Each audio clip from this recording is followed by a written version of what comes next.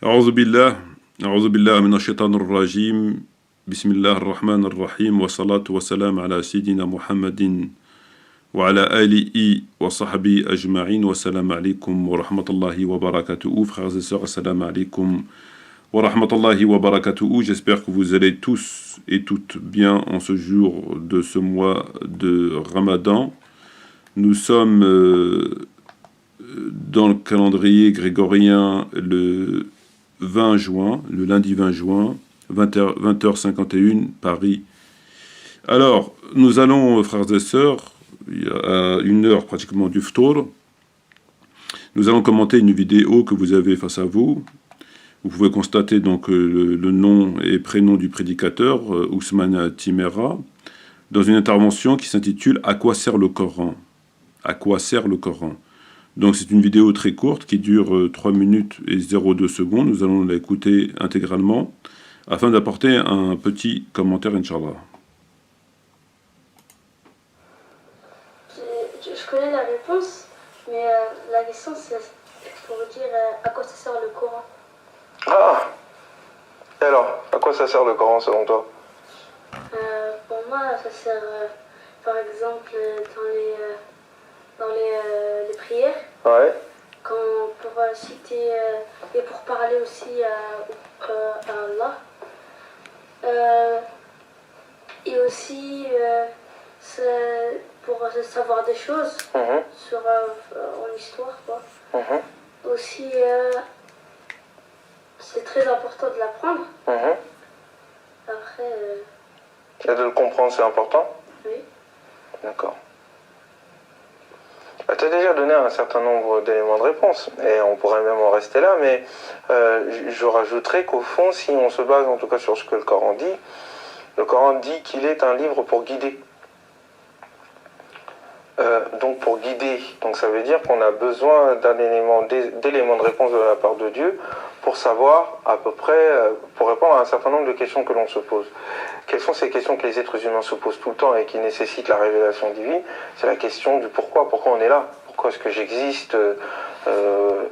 Pourquoi est-ce qu'il y a quelque chose et plutôt rien? Et s'il y a quelque chose, à quoi ça sert? Quel est le sens? Quel est le but? Qu'est-ce qui va arriver après la mort? Personne n'est parti du côté de la mort et ensuite revenu avec les nouvelles. Vous voyez, les gars, j'ai pris des photos, regardez. Donc on a besoin d'éléments de réponse quant à ce que nous ne voyons pas, parce qu'à un moment donné, ça aura des conséquences sur nous. Si je crois qu'il y a un Dieu, ça veut dire que le monde, il a un sens. Ah, mais quel sens il a? Et là, la révélation va me donner un élément de réponse. La révélation sert aussi, le Coran sert aussi à pousser les gens à réfléchir, à leur dire, Dieu vous a créé sur terre, et ce n'est pas pour rien. Vous avez de la valeur. Vous êtes important pour Dieu. Et Dieu, il vous aime. Donc, c'est comme si toi,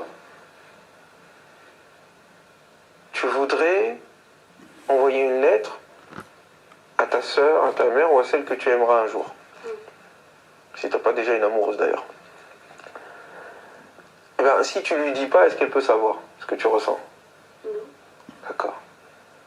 Ben, c'est pareil pour Dieu.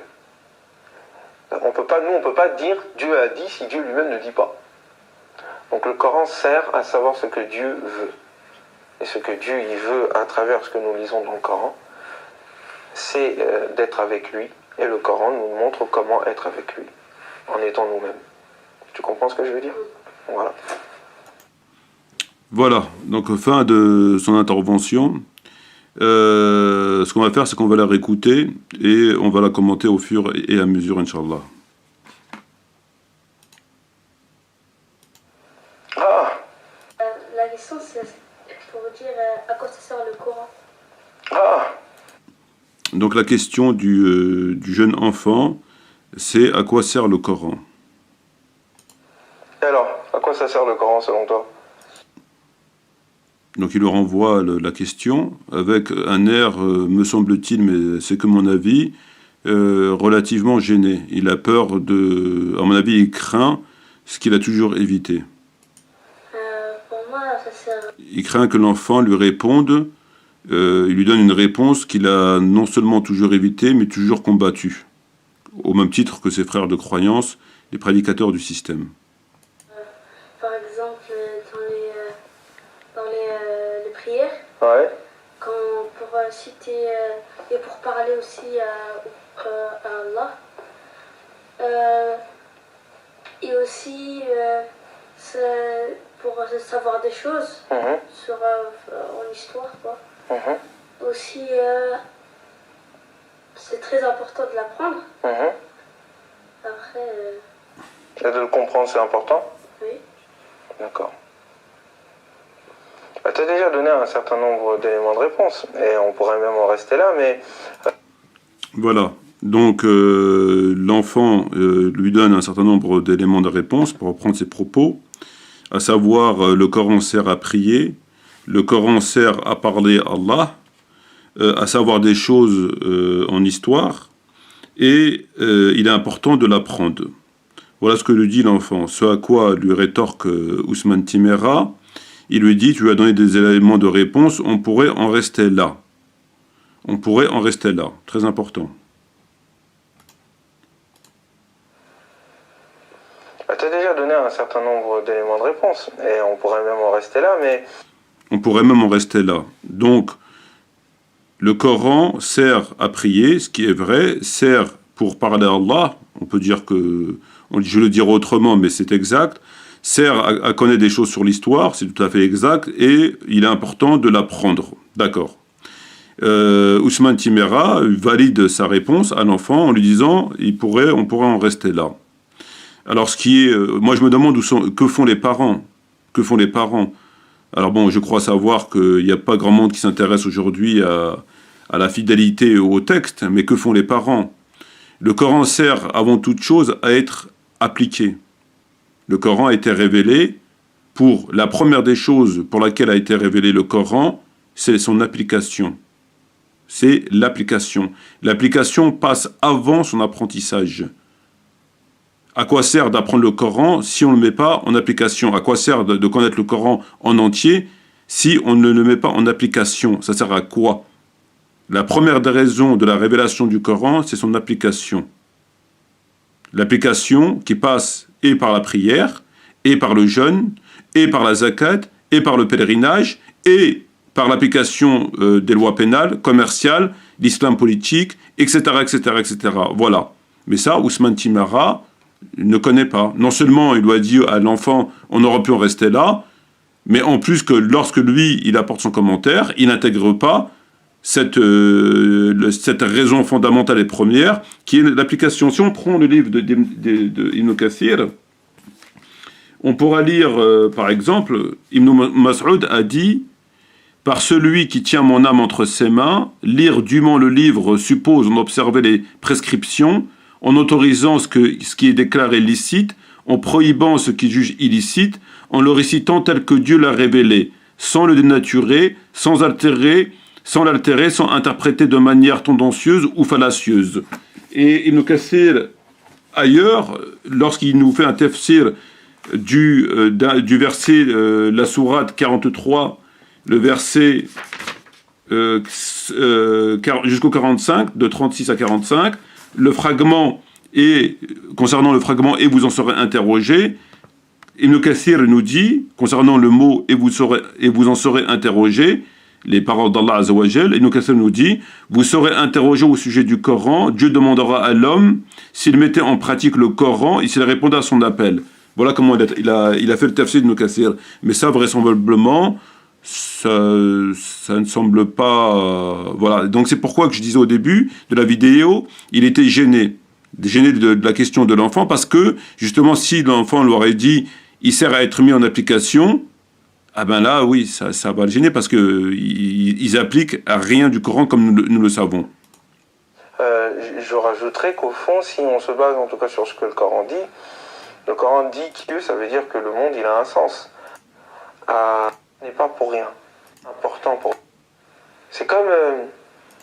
Donc là, j'ai fait le commentaire sur la partie la plus choquante, et il y a une deuxième partie, donc je zappe le reste. Il y a une deuxième partie qui est aussi assez intéressante. On va l'écouter. Si toi, tu voudrais envoyer une lettre à ta sœur, à ta mère ou à celle que tu aimeras un jour. Si t'as pas déjà une amoureuse d'ailleurs. Si t'as pas déjà une amoureuse d'ailleurs. Si t'as pas déjà une amoureuse d'ailleurs. Si t'as pas déjà une amoureuse d'ailleurs. Si t'as pas déjà une amoureuse d'ailleurs. Si t'as pas déjà une amoureuse d'ailleurs. Si t'as pas déjà une amoureuse d'ailleurs. Ce qui veut dire quoi? Ce qui veut dire qu'il encourage l'enfant à avoir des relations avec des filles dans la fornication, zina, la perversité normale. Normal. Voilà. C'est normal. Si t'as pas déjà une amoureuse, donc il fréquente une fille qui aurait peut-être des rapports avec lui, en tout cas des attouchements, et ça le dérange pas. Ça le dérange pas, au contraire, ça lui plaît. Hein, il lui dit ça normal. Si t'as pas déjà une amoureuse d'ailleurs. Si t'as pas déjà une amoureuse d'ailleurs. Il lui dit ça normal. Voilà.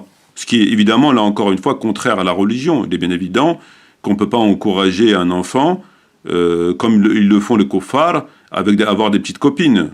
Je veux dire, si cet enfant-là, qui est probablement d'origine maghrébine, a une petite copine, et donc forcément des choses, même si ce n'est pas des rapports à proprement parler sexuels, des attouchements, je veux dire, c'est pas très joli, quoi. On ne peut pas dire que ce soit l'éducation tarbiya islamia. C'est le moins qu'on puisse dire, mais ça ne lui cause pas de problème.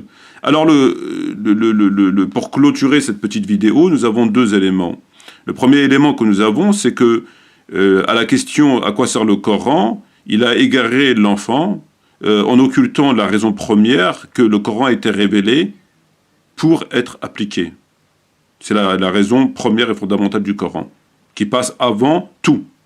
Qui passe avant son apprentissage, qui passe avant sa méditation, qui passe avant tout, c'est l'application. Sami'na wa ata'na. Dès qu'un verset était descendu, il était mis en application.